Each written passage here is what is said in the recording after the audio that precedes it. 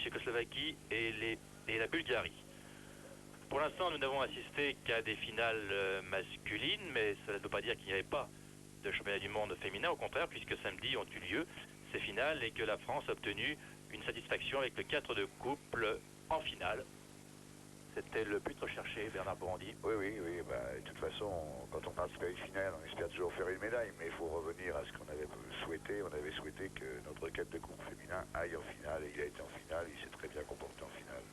Pour nous, c'est une bonne satisfaction, parce que avec les filles, nous avions beaucoup de difficultés depuis 8 ans. C'est la première fois qu'un bateau long se requalifie pour une finale mondiale.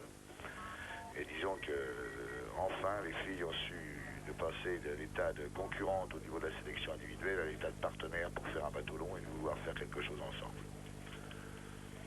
Quand on sait que derrière, il y a quand même les 2 médailles d'or de la Coupe d'Europe chez les femmes, c'est-à-dire 8 filles en 4 barrés et en 4 de couple, plus les 2 médailles vice-championnes du monde en junior il y a 15 jours à Pied-des-Lucaux, on peut penser que dans cette unité, nous allons trouver le rang que nous souhaitons. Donc Cologny, Coupa, Pelletier et Humbert constituent une base solide pour l'avenir maintenant. Oui, maintenant nous avons une ossature, comme nous avons en 4 de coupe, comme maintenant nous avons à 8 chez les garçons. Je pense que maintenant nous avons enfin une base, un bateau opérationnel. Maintenant, est-ce que ce sera toujours les 4 filles? Il faut rappeler que le 4 de coupe français a mangé 12 hommes en 8 ans.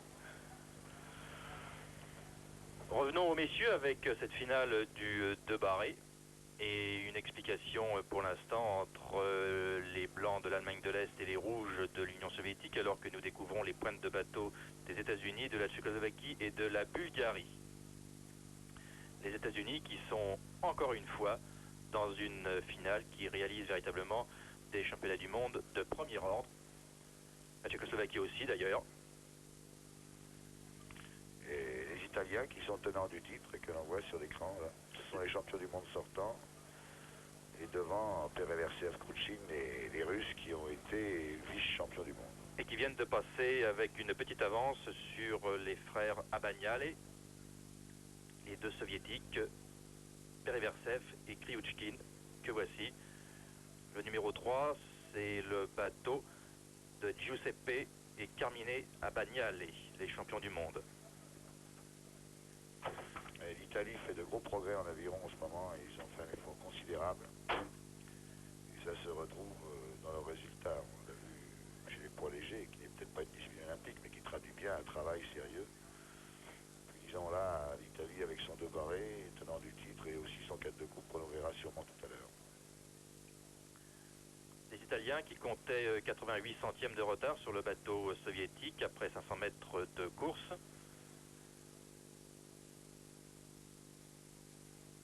Les Soviétiques sont bien partis. Hein. Oui, car on ne distingue pas le bateau de l'Allemagne de l'Est, dont le règne a été interrompu dans cette discipline par l'Italie l'an dernier, à Munich, lors des championnats du monde. Le voici d'ailleurs, ce bateau de l'Allemagne de l'Est, avec le numéro 1, alors que nous découvrons les Italiens à Bagnale, qui sont pour l'instant en 2e position, derrière les Soviétiques. Ce sont des rameurs qui ont un 2e moitié de parcours extrêmement rapide. Et l'URSS ne tiendra certainement pas. Il passe déjà en tête au 1000 mètres. Oui, avec quelques petits centièmes d'avance sur le bateau soviétique. Juste à mi-course, les Italiens ont pris le commandement, alors que les États-Unis, vous avez vu, passer en 6e position. Voici les Bulgares. Avec Petkov. Petkov a déjà été champion du monde de la spécialité en 77. Hein, c'est déjà... Les Tchécoslovaques, Skopek et Dolesek. Alors que 8 centièmes, oui, je vous disais quelques petits centièmes, 8 centièmes séparaient l'Italie, qui sur la ligne des 1000 mètres est passée au commandement devant l'Union soviétique. Les frères Abaniale, détenants du titre, qui vont peut-être conserver ce titre dans quelques minutes. La Bulgarie qui a remporté son seul titre dans l'histoire de l'aviron dans cette discipline en 1977. J'ai regardé les grands palmarès là depuis 1893 et c'est le seul titre bulgare que j'ai relevé. à Bagnolet, qui commencent à fournir leur effort et qui ont pris résolument le commandement là. Il semble. Alors que le barreur est couché à l'avant du bateau, dans la plupart maintenant des deux barrés, presque tous d'ailleurs. Oui, maintenant en deux barrés, c'est un fait acquis. On descend forcément le centre de gravité, à conséquence, le bateau est beaucoup plus stable. Et puis en fait, on offre moins de prise au vent aussi. On offre moins de prise au vent et c'est le principe de l'effort poussé, ou du poids poussé ou du poids tiré. Et là, on a gagné aussi par cette modification 7 à 8 secondes sur 2000 mètres. Donc pour ceux qui suivent les shows de l'aviron, il n'y a pas si longtemps, on voyait encore le barreur faire face au rameur. Cette discipline est une discipline d'hommes forts, enfin, on ne sait plus s'ils sont plus grands, plus forts que les autres, mais c'est une discipline d'hommes forts. En tout cas, c'est l'une des plus anciennes disciplines, puisqu'elle figurait déjà lors des premiers championnats, il y a 90 ans, Bernard. Bien sûr.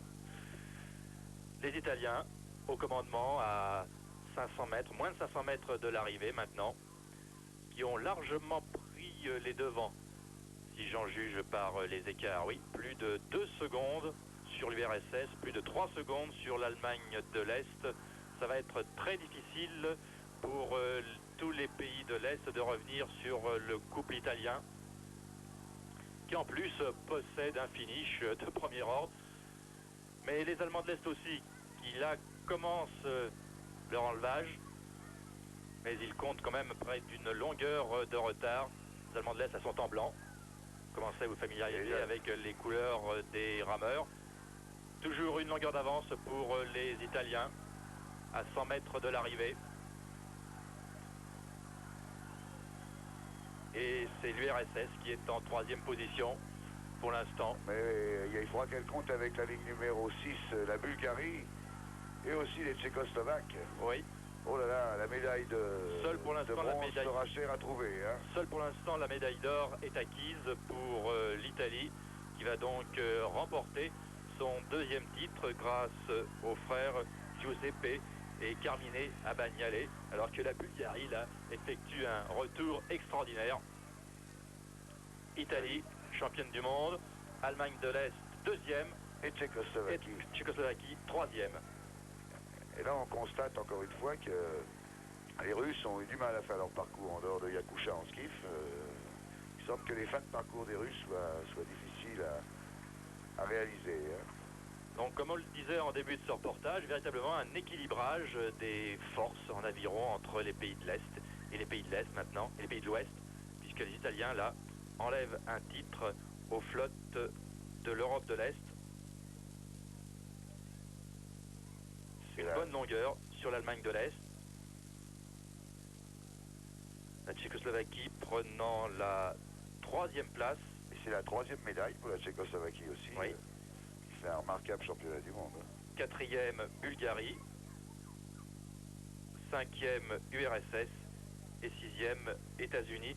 À la décharge des États-Unis, il faut dire qu'ils avaient retardé leur départ à la suite d'un incident, ce qui explique peut-être leur contre-performance, dirons-nous. Oui, depuis le début du championnat, cette embarcation était candidate à une des 3 médailles, et là, bon, il semble que ça soit écroulé, on continue les difficultés. Oui, parce que tout de même, Bernard, 22 secondes d'écart sur le premier dans une finale, ce n'est pas normal. Non,